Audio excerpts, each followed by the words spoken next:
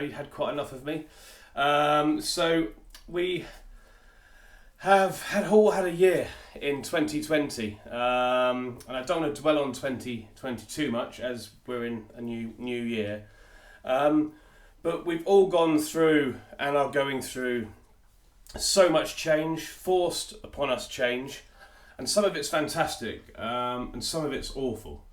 As our own business, we're here doing the Inspire-a-thon, and it's one of the challenges and hopefully achievements of our lifetime for those who are involved, 24 hours non-stop.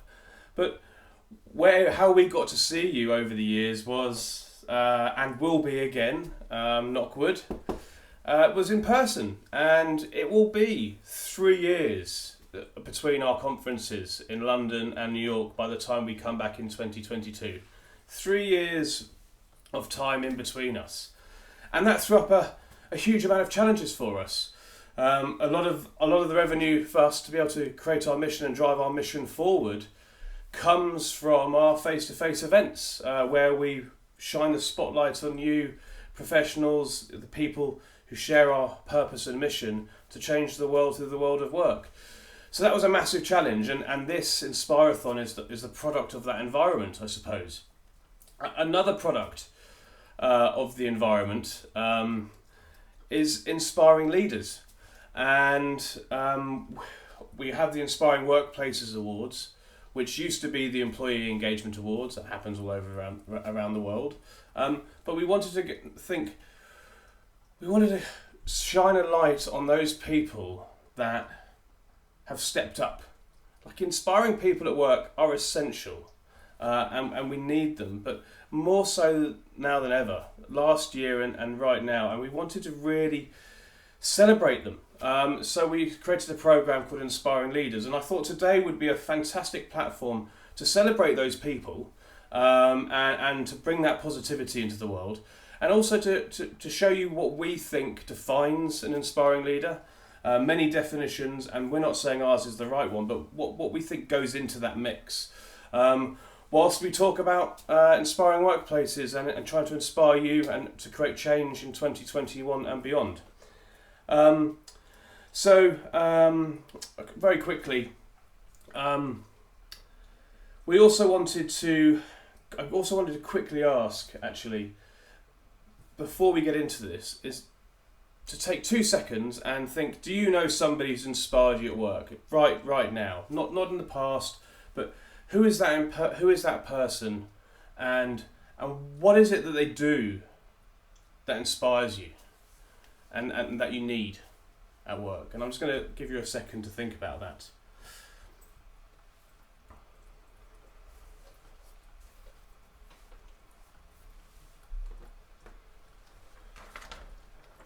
So hopefully you've got somebody in mind, or at the very least one person, but hopefully multiple people that inspire your work.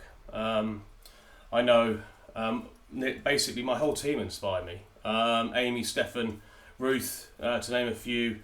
In different ways we've really come together, and we've worked together better as a team than we've ever done before. And I like to think that's because of we care for one another. When this hit, we've just went, we are going to make sure that we're all okay. And we did that by working harder and collaborating and listening to one another better.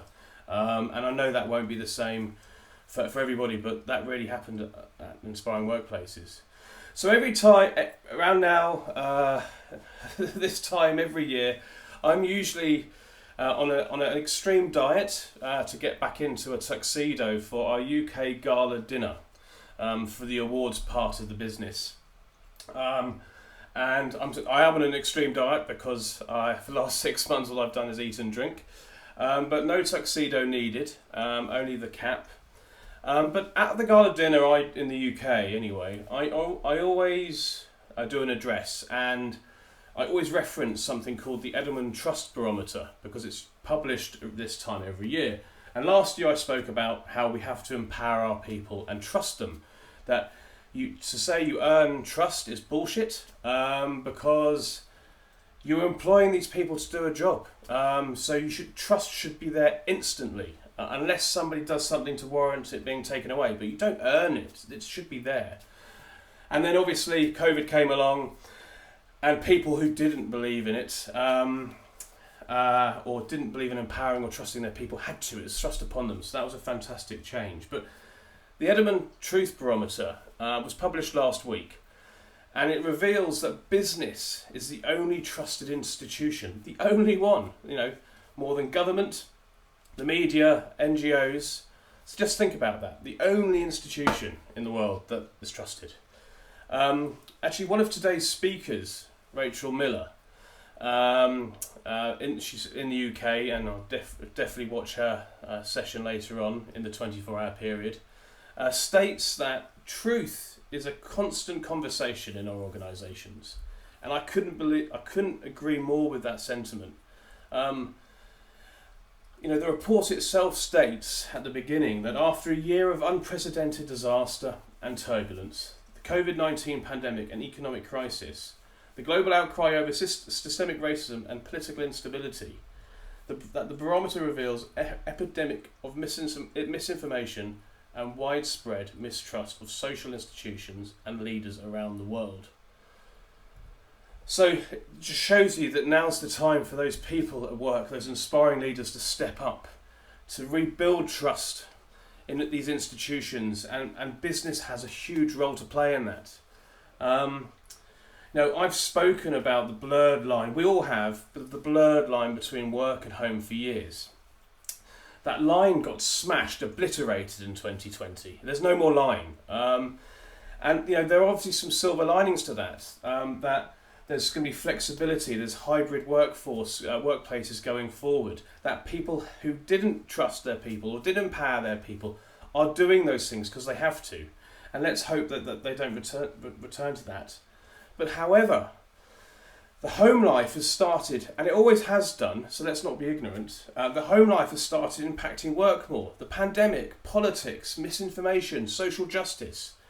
These were always there, but they've escalated to a point that they can't be ignored. We can't just park them at the work door anymore. We have to realise that these things are going on in people's lives, and they impact their lives positively and negatively. So I think we're at a nexus. As we come out of what this world's been going through, what world do we want to create? Not of just work, but the world in its entirety. What world do we want to create? And I think inspiring leaders, inspiring people that exist right throughout the organisation. By no means this is at the top level. This is right through the organisation. Can have an impact on that, an impact on change. And you watching this are probably one of those people. So before we get stuck in, I just wanted to ask you again, what one word describes an inspiring leader for you? And just take a second or two to think about that.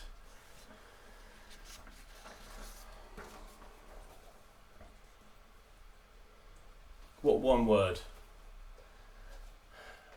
What one word do you want to see in somebody at work? What do you need? Whilst you're thinking, I'll take you through our definition. So we think that they all portray, own, exhibit these 4 characteristics. They're courageous, they're humane, they're communicators, and they unleash your potential. And within those, there's a subset of characteristics and traits that sit within courage and the rest. So what do we mean by courage? They have resilience and they're calm. Talk about a steady hand needed over the past 9 months, 12 months and onwards. You need to see that resilience and that calm. They give you a sense of certainty and control. They make the abnormal seem normal. And they're forward thinking. I heard a really interesting fact about when this first started a year ago from another one of our speakers, actually, Robert Glazer. And it's referencing the Blitz in London during the Second World War. And that after about 3 or 4 days of bombing, that was just the new normal. That despite its horrors, that people just adjusted and were used to now the bombing on a relentless day-by-day session. The abnormal had become normal. And if you have a leader that was able to take controversy, challenges, and give resilience, calm, a sense of certainty and control around it, and make that abnormality seem normal, then they're also forward-thinking by definition, and are able to inspire people. Humanity. What do we mean by that? That they show human traits. Too often we leave humanity at the door, that we become this robotic thing at work that doesn't really show our true selves. You know, one of our key functions in what we do is we want to make the world psychologically safe, where you bring your true selves to work without fear of persecution or being questioned for it. And inspiring leaders have humanity at their core. They're kind and grateful. They're inclusive. They include you. They walk in your shoes. They empathise, and they're authentic. And again, we all know this has been spoken about a lot, but people have got to know each other and more of their true selves, because we've had windows into their homes, into their worlds outside of work with Zoom. Can I hear you? Can you hear me? Dogs walking in and out. My puppy is actually behind this screen right now. We're in lockdown in England, and the studio we had booked we can't use, so this is in my home, and my puppy is chewing on one of his Kong toys that hopefully will last longer than this presentation goes on for. They communicate. They're great communicators. They do so clearly, consistently, and all the time. They're transparent with facts, very quickly, again, making abnormal seem normal. These things overlap.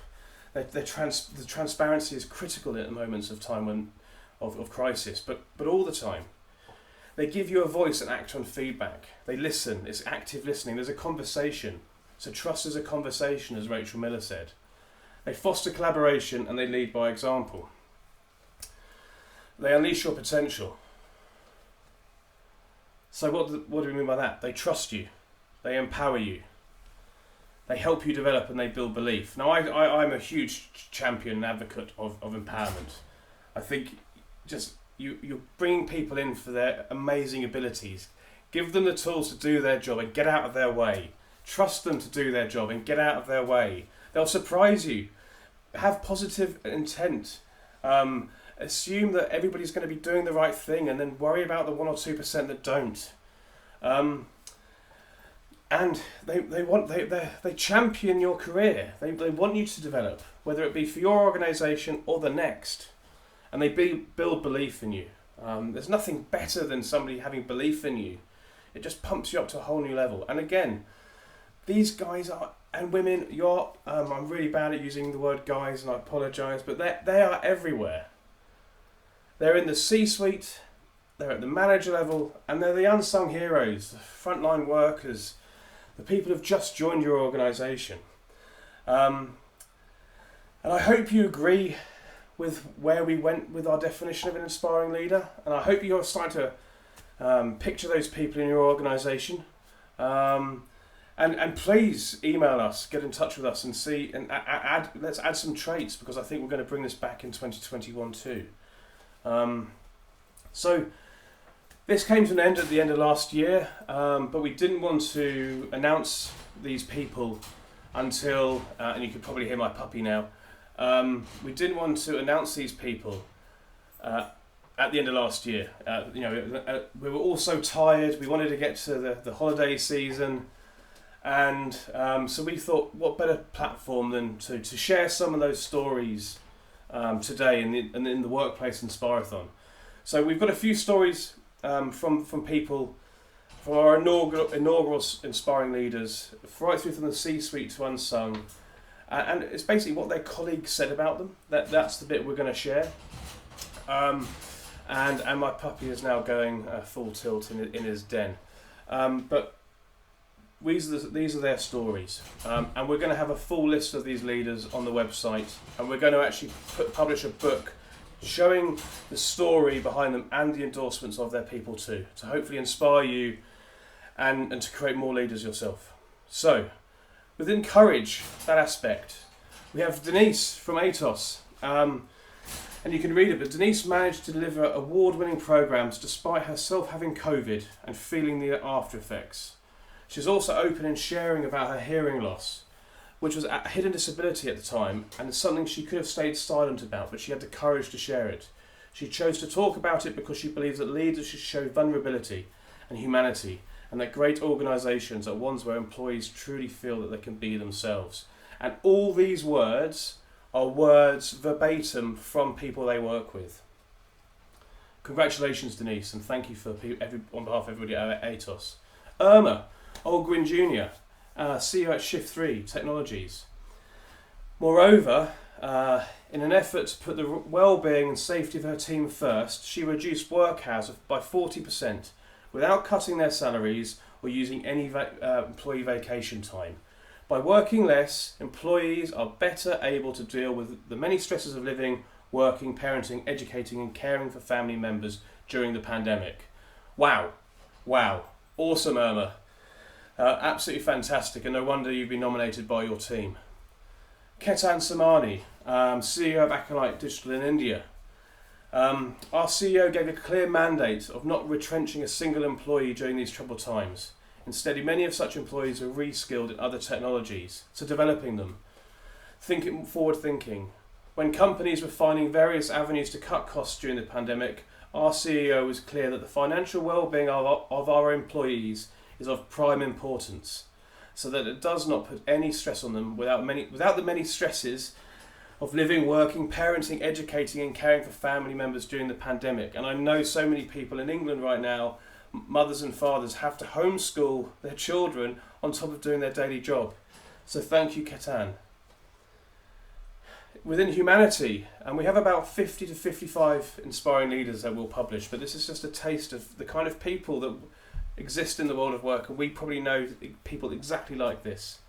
Carl, a senior manager at Greenpath Financial.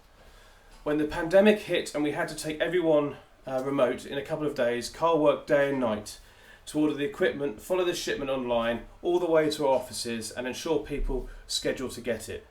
When I asked where he gets his energy from, and I started to get emotional reading some of these, but he said every piece of equipment delivered is equal to one person continue to be employed, one family continue to be supported. That's where I get my energy from. Congratulations, Carl. Absolutely stunning. What a man. Paul Gaske, back to another level of the business, from manager to EVP, from a colleague at Hughes Network Systems. Paul is much like Casey, and that's General Casey, a Vietnam general, in that he leads from the front. He doesn't ask people to do things he hasn't already done himself. No other senior manager comes around to offices like Paul does to see how we're doing, to ask about them, their families, if they need anything to get their job done. He's almost always the smartest guy in the room, but he lets his people do their job, learn from mistakes and helps them to get to the next level. I think that just sums everything up about Paul. Congratulations. Rob Gialloreto, President of the Consumer Protection British Columbia in Canada. The COVID-19 pandemic has highlighted what makes Consumer Protection BC unique and unusual. The way the company truly cares about its people and the way our people genuinely like each other has never been more apparent. Rob has fought hard to mitigate job loss despite declining revenues, and I imagine there is no small feat that does not go unnoticed. Congratulations, Rob. With regards to communication, Aruna, VP at Cisco for Webex, talk about a tool that one of the tools we've been using right now. Yet while it was a critical time for our business to thrive, she helped make sure we all knew what we needed to also find time for ourselves, to relax, to recover from this crazy, busy time and balance the other important parts of our lives. Thank you, Aruna. Joelle Smith, Chief Experience Officer at First Advantage. Joelle has long been passionate about DEI and believes it is critical not only for employee happiness but for company success. I totally agree with that. Additionally, in response to the social unrest in the wake of the George Floyd murder, Joelle responded immediately. She personally reached out to her African American team members to see how they were handling the news from a personal perspective. She asked if they had suggestions or ideas on the ways First Advantage could improve its DEI efforts before any formal action was taken by the company. Thank you, Joelle.